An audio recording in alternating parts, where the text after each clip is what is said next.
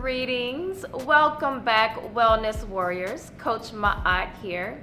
So today I will be breaking down all of those basic indoor cycling moves that will help you ride like a pro. Whether you're just starting out or you want to level up your game, I have got you covered. Let's get started.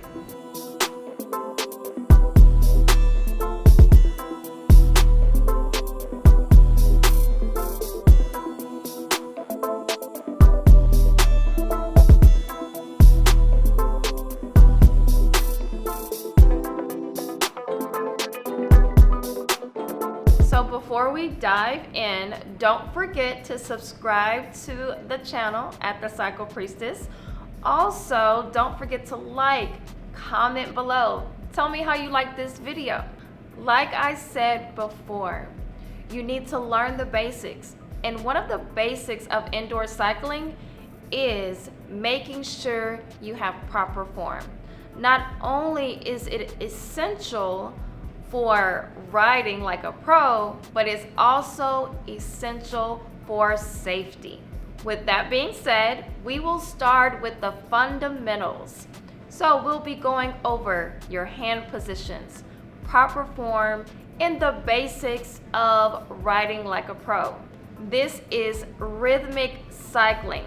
So with rhythmic cycling, we ride to the beat of the music.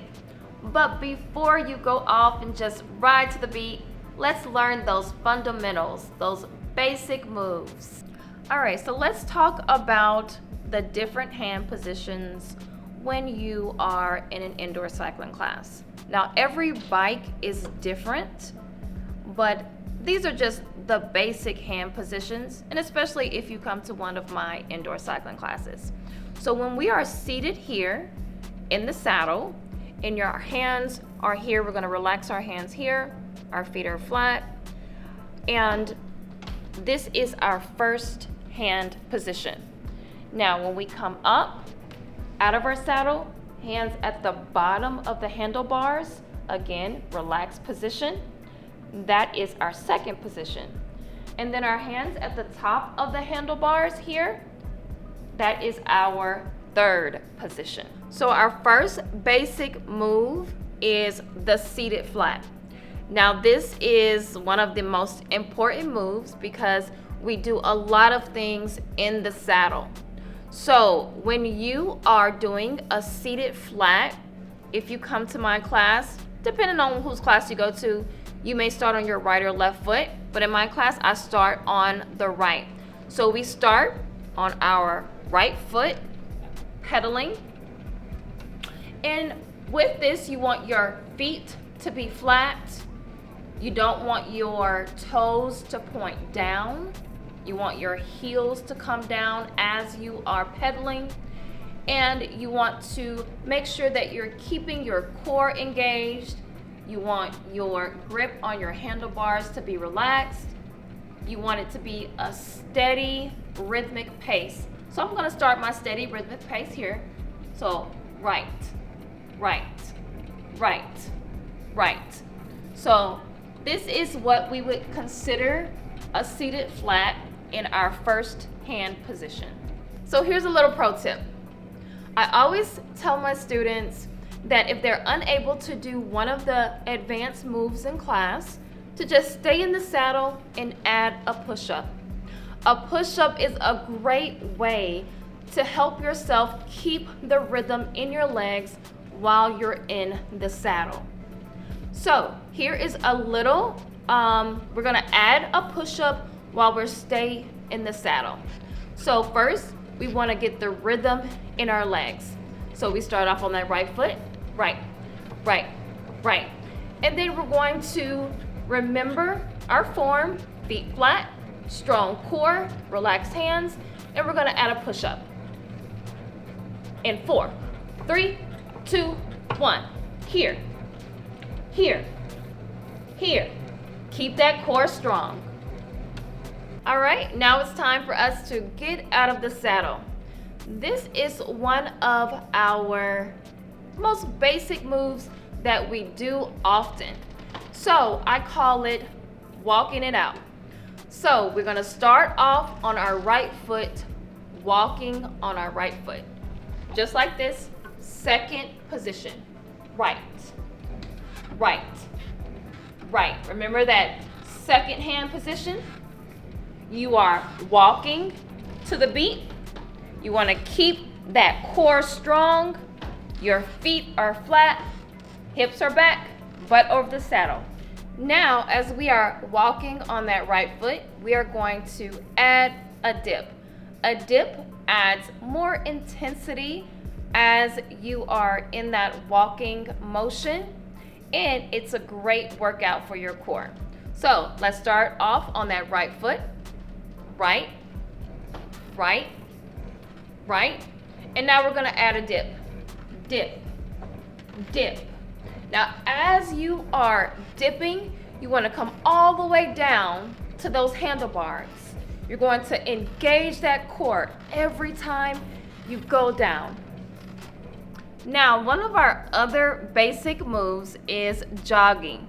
Now, while jogging is a basic move that most people can do, it can be very intense for a beginner.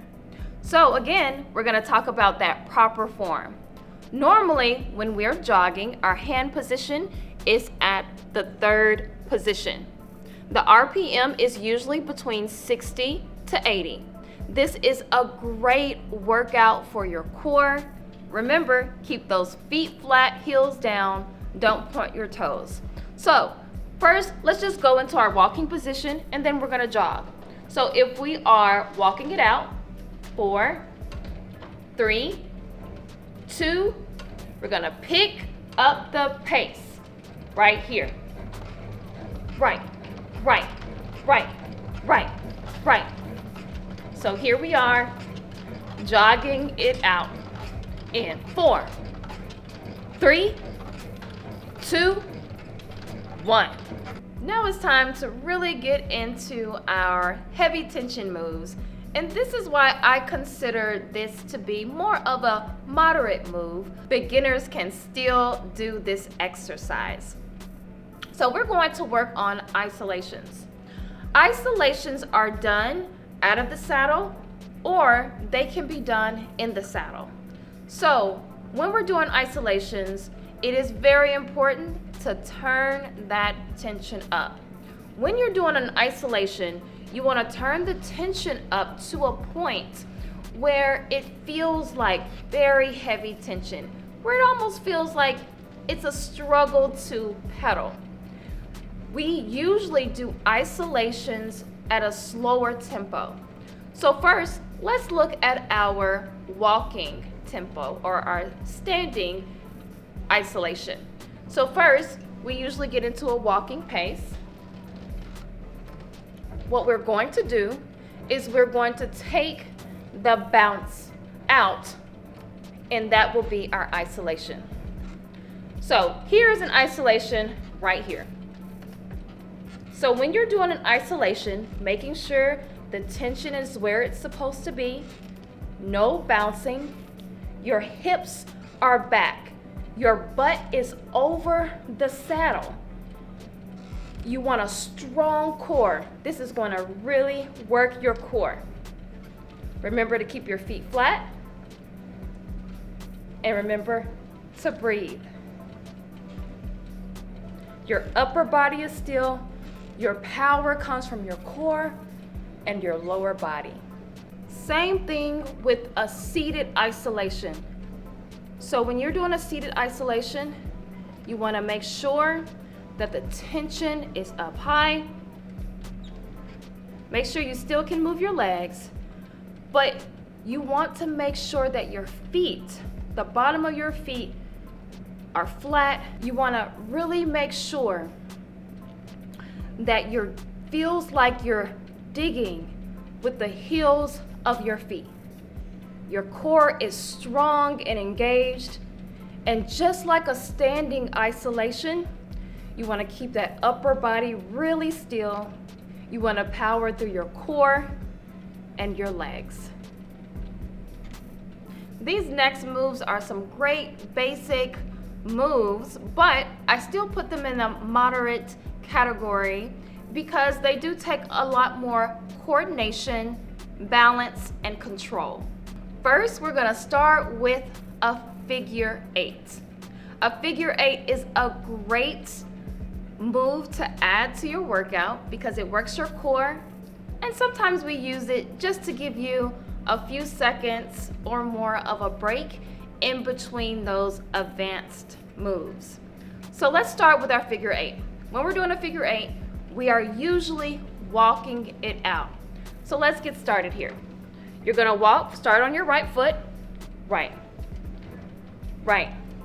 And so when we add our figure 8, we're gonna bring our upper body low to the handlebars, just like this. Down, down, up, up, down, down. Now remember to keep that core engaged. Really get down there as you are contracting that core. In 4, 3, 2, 1. All right, next we have our tap backs. Now, tap backs are a great move because they help you work those glutes. When you're doing a tap back, we are going to be in the low position. Your hands are going to be out to that third position. Now, sometimes we do 2 down, 2 up, or we'll do single tap backs. I'm going to show you how to do both of them. So, let's get in that walking position. Right. Now, we're going to speed it up and get more into a jogging position, and then we're going to add our tap backs. And 4, 3, 2, 1. Let's jog. Right, right, right. All right, you're going to get low, engage that core. Your hips are back, butt over the saddle. 2 down, 2 up. It's 1, 2, up, 2. Tap it back, up. Tap, back, up. Tap, back, up. Now we're gonna get into our single tap backs. In 4, 3, 2, let's go. It's down, down, down. Really engage that core. And down, down, down, down. Okay, there you have it, wellness warriors. These are your basic moves. Now remember, these basic moves can also be advanced depending on your level and your speed. But we want to make sure that we get the fundamentals first. So what does that mean? That means you want to practice proper form at all times. Speed will come after that. You keep those legs moving. As you get better, as you get stronger, the speed will come. So don't forget to like, subscribe, and comment. Comment below and tell me what is your favorite move. Don't forget to hit that bell so you can be notified about more cycling content in the future. So again, this is Coach Ma'at, also known as the Cycle Priestess. Love you in real life. Peace.